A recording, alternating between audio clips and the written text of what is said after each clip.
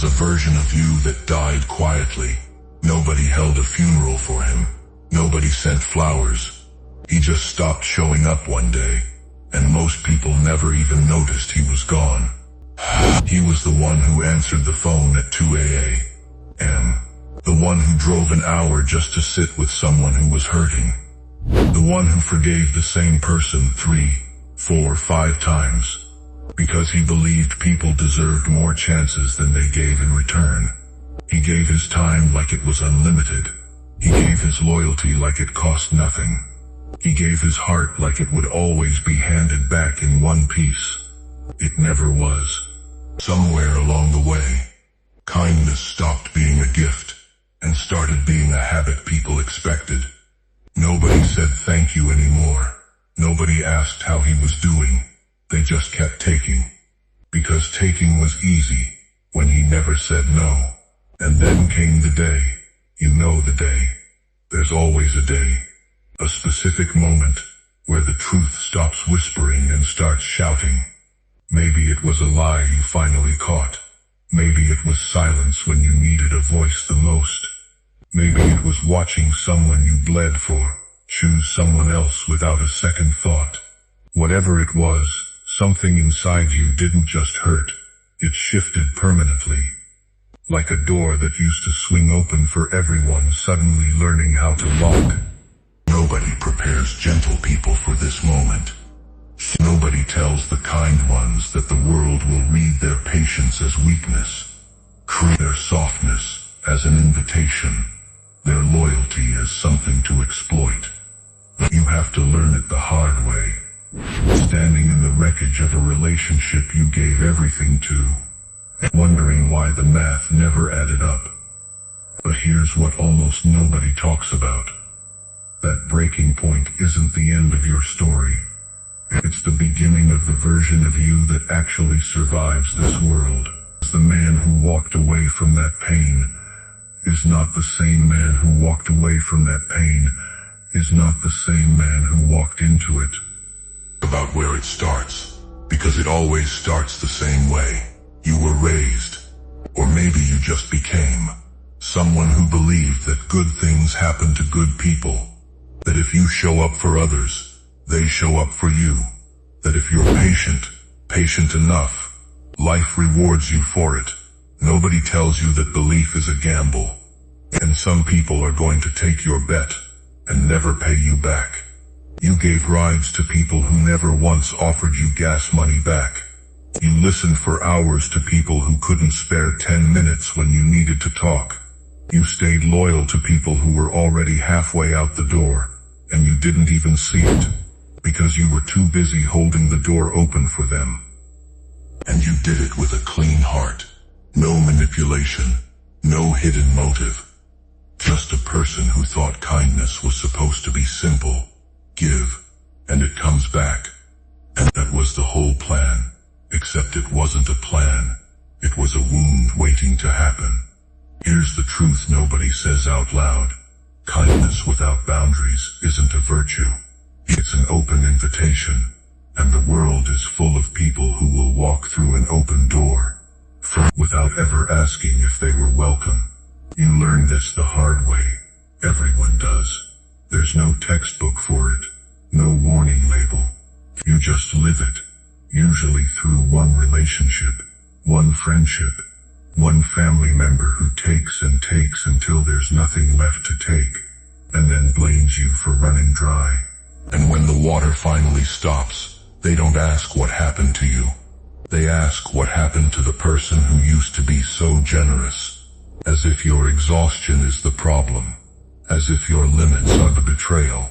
That's the moment most people never talk about. Not the heartbreak itself. Everyone understands heartbreak. It's the confusion after it. The quiet, disorienting realization that the thing you thought made you a good person was actually the thing being used against you. So what happens next? For some people, nothing changes. They keep giving the same way, hoping the next person will finally be different. They get hurt again and again. Kindness turns into a cycle of self-erasure. where they slowly disappear, trying to be enough. For people who were never going to appreciate them. But for others, the ones who actually pay attention to their own pain instead of running from it, something else happens, a shift. It doesn't happen overnight. Even though it feels like it does, it happens slowly, quietly.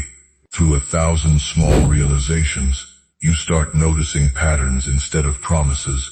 You stop listening to what people say and start watching what they actually do when nobody's much. You realize that words are cheap and consistency is the only currency that matters. This is where the real transformation begins.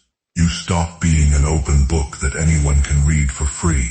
You start becoming someone who chooses who gets access to you, not out of bitterness, but out of self-respect. You learn that saying no isn't cruelty, it's clarity. You learn that walking away from people who drain you isn't giving up on them. It's finally choosing yourself. And here's the part that surprises most people. This doesn't make you cold. It makes you calm. Anger is loud. Anger wants revenge, wants the other person to suffer the way you suffered. But what you feel after this transformation isn't anger, it's peace. It's the quiet, settled feeling of someone who finally understands their own worth and refuses to negotiate it anymore. You're not trying to punish anyone. You're just done being available for people who never valued your presence in the first place.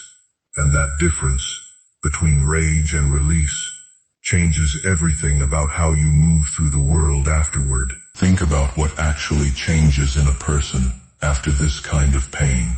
You stop rehearsing your words before you speak, trying to make sure nobody gets uncomfortable. You stop shrinking yourself to fit into spaces where you were never truly welcome. You stop chasing approval from people who never gave you any in the first place. And slowly, without even trying, you become someone people can't manipulate anymore. Not because you stopped caring, but because you finally learned the difference between caring and being used. This is where a lot of people get it wrong though. They think the goal is to stop being kind altogether, to build walls so high that nobody can ever hurt them again. But that's not strength. That's just a different kind of prison, one you build for yourself, out of fear instead of love. And the real transformation isn't becoming hard, it's becoming selective. Picture a garden. When you were younger, you let anyone plant anything they wanted in it. Good seeds, bad seeds, it didn't matter. You watered everything equally, hoping it would all grow into something beautiful.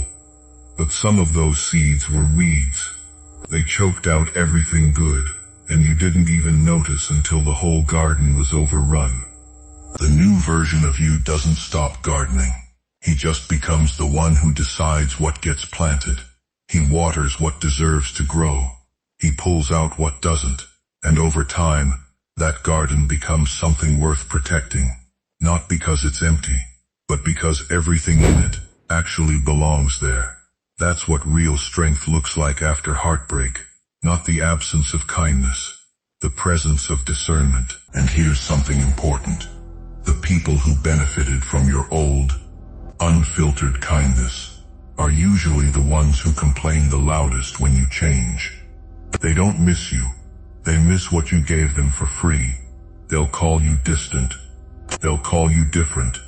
They'll act like your boundaries are a personal attack instead of basic self-preservation. Let them think that. Their discomfort with your growth is not your responsibility to manage. Because here's the truth. The people who actually deserve your kindness will never be threatened by your boundaries. They'll respect them. They'll appreciate the version of you that finally knows his own worth. It's only the people who are benefiting from your lack of boundaries who will have a problem with you having any. So if you're listening to this, and some part of it feels a little too familiar, the giving that went unanswered, the loyalty that got mistaken for weakness, the silence that taught you more than any conversation ever could, I want you to hear this clearly. You didn't lose your kindness. You just stopped handing it out for free. That part of you that used to give without limits, without protection, without asking if the other person even deserved it. That part had to go. Not because kindness is wrong, but because kindness without wisdom is just an open wound waiting to be reopened, over and over again, by the same kind of people. What you have now is different. It's kindness with a filter, warmth with a door. Generosity that actually knows its own value, and that, more than anything else, is what makes you unshakable now, not because you stopped feeling things, but because you finally stopped feeling obligated to prove your worth to people who never intended to see it. If any part of this felt like it was speaking directly to something you've lived through, I want you to know something. You're not broken for changing. You're not cold for protecting your peace. You just finally learned what your kindness is actually worth, and you stopped giving it away for free. That's not a loss. That's growth. So if this resonated with you even a little, drop a comment and tell me, was there a moment, a specific day, where everything shifted for you too? I'd genuinely love to hear it. And if you want more honest conversations like this one, hit subscribe, because this is just the beginning of a much bigger conversation about becoming the strongest version of yourself, without losing your heart in the process. Take care of yourself, and don't forget, the goal was never to stop being kind. The goal was to finally be kind to yourself too.